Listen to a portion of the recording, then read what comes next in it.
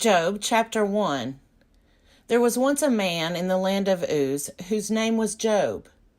That man was blameless and upright, one who feared God and turned away from evil. There were born to him 7 sons and 3 daughters. He had 7,000 sheep, 3,000 camels, 500 yoke of oxen, 500 donkeys, and very many servants, so that this man was the greatest of all the people of the East. His sons used to go and hold feasts in one another's houses in turn, and they would send and invite their 3 sisters to eat and drink with them. And when the feast days had run their course, Job would send and sanctify them, and he would rise early in the morning and offer burnt offerings according to the number of them all. For Job said, "It may be that my children have sinned and cursed God in their hearts." This is what Job always did. One day the heavenly beings came to present themselves before the Lord, and Satan also came among them. The Lord said to Satan, "Where have you come from?" Satan answered the Lord, "From going to and fro on the earth, and from walking up and down on it." The Lord said to Satan, "Have you considered my servant Job? There is no one like him on the earth, a blameless and upright man who fears God and turns away from evil." Then Satan answered the Lord, "Does Job fear God for nothing? Have you not put a fence around him and his house and all that he has on every side? You have blessed the work of his hands, and his possessions have increased in the land. But stretch out your hand now and touch all that he has, and he will curse you to your face." The Lord said to Satan, "Very well, all that he has is in your power, only do not stretch out your hand against him." So Satan went out from the presence of the Lord. One day, when his sons and daughters were eating and drinking wine in the eldest brother's house, a messenger came to Job and said, "The oxen were plowing and the donkeys were feeding beside them, and the Sabeans fell on them and carried them off, and killed the servants with the edge of the sword. I alone have escaped to tell you." While he was still speaking, another came and said, "The fire of God fell from heaven and burned up the sheep and the servants and consumed them. I alone have escaped to tell you." While he was still speaking, another came and said, "The Chaldeans formed 3 columns, made a raid on the camels and carried them off, and killed the servants with the edge of the sword. I alone have escaped to tell you." While he was still speaking, another came and said, "Your sons and daughters were eating and drinking wine in their eldest brother's house, and suddenly a great wind came across the desert, struck the 4 corners of the house, and it fell on the young people, and they are dead. I alone have escaped to tell you." Then Job arose, tore his robe, shaved his head, and fell on the ground and worshipped. He said, "Naked I came from my mother's womb, and naked shall I return there. The Lord gave, and the Lord has taken away. Blessed be the name of the Lord." In all this, Job did not sin or charge God with wrongdoing. Job chapter 2.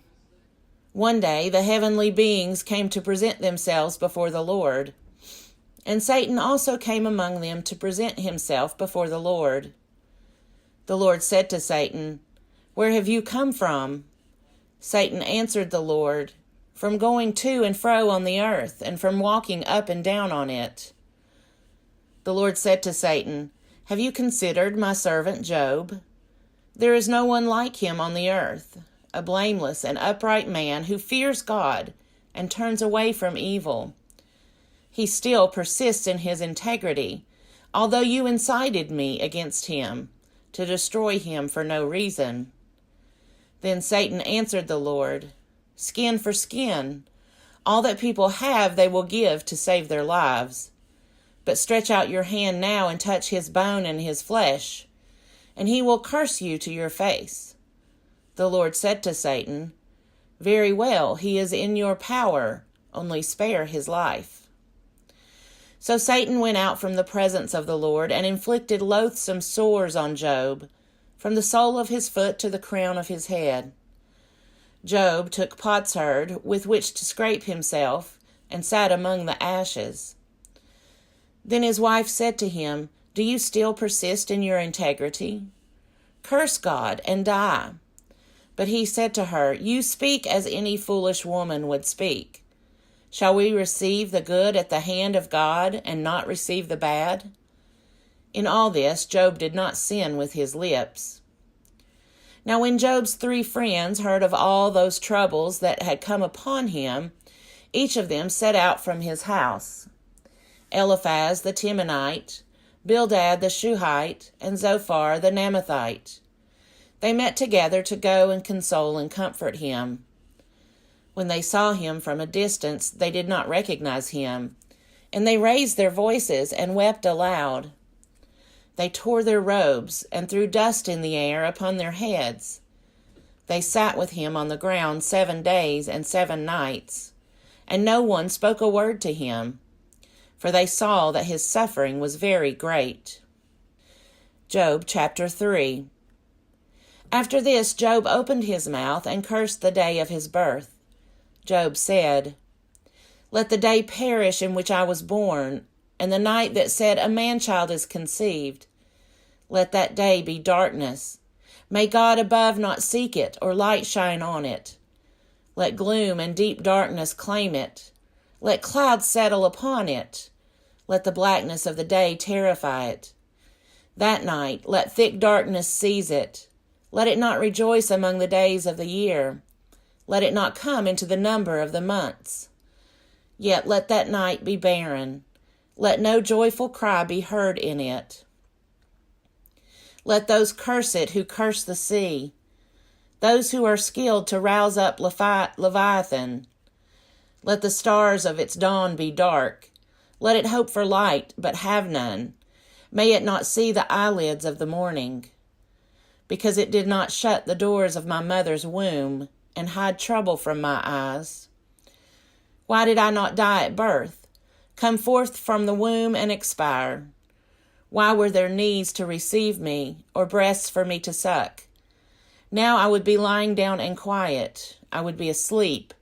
Then I would be at rest, with kings and counselors of the earth, who rebuild ruins for themselves, or with princes who have gold, who fill their houses with silver. Or why was I not buried like a stillborn child, like an infant that never sees the light? There the wicked cease from troubling, and there the weary are at rest. There the prisoners are at ease together. They do not hear the voice of the taskmaster. The small and the great are there, and the slaves are free from their masters. Why is light given to one in misery, and life to the bitter in soul, who long for death, but it does not come, and dig for it more than for hidden treasures, who rejoice exceedingly, and are glad when they find the grave? Why is light given to one who cannot see the way, whom God has fenced in? For my sighing comes like my bread, and my groanings are poured out like water. Truly, the thing that I fear comes upon me, and what I dread befalls me. I am not at ease, nor am I quiet. I have no rest, but trouble comes. Job chapter 4. Then Eliphaz the Temanite answered, "If one ventures a word with you, will you be offended? But who can keep from speaking? See, you have instructed many, you have strengthened the weak hands. Your words have supported those who were stumbling, and you have made firm the feeble knees. But now it has come to you, and you are impatient. It touches you, and you are dismayed. Is not your fear of God your confidence, and the integrity of your ways your hope?